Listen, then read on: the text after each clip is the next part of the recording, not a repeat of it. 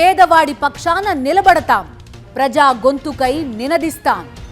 Voice of voiceless, తెలుగువారి మనస్సాక్షి సాక్షి TV.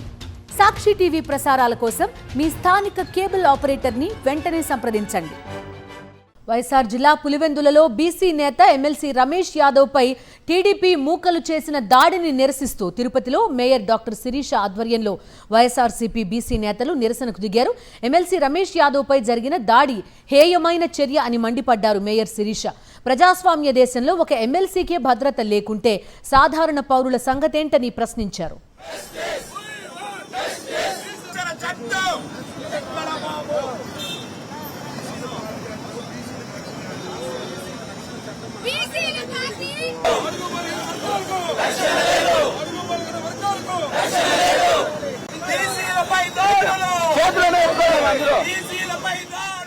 ప్రజాస్వామ్య దేశంలో ఒక ఎమ్మెల్సీకే ఈ రక్షణ లేకపోతే ఇంకా సామాన్య ఓటర్ కి గాని లేకపోతే ప్రజానికానికి గాని కార్యకర్తలకు గాని ఇంకా రక్షణ ఎక్కడ ఉంటుంది అనేది ప్రతి ఒక్కరిలో కూడా నిన్నటి నుంచి ఒక భయం అనేది ఉంది.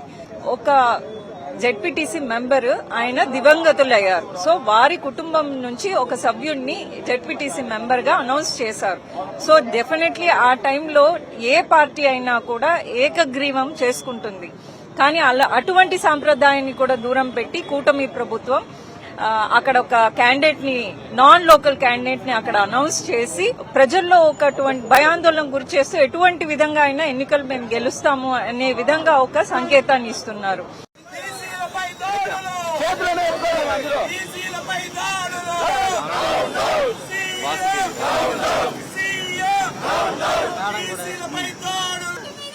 ఎమ్మెల్సీ రమేష్ యాదవ్ ను కొట్టడం అనేది చాలా దారుణం. సీఎం చంద్రబాబు నాయుడు గారు ఏమైనా కళ్ళు మూసుకుంటా ఉంటారా మీరు అని అడుగుతా ఉంటారు. చంద్రబాబు నాయుడు గారు కొంచెమైనా బుద్ధి జ్ఞానం ఉండి ప్రవర్తించాలా. ఎందుకంటే ఇది బీసీల రాజ్యం, ఇది బీసీలకు అన్యాయం జరుగుతా ఉంటే కళ్ళు మూసుకొని ఎలా ఉంటారు? ప్రజా బలంతో గెలవాలే గాని రౌడీ రాజ్యంతో గెలవాలనేది కాదు.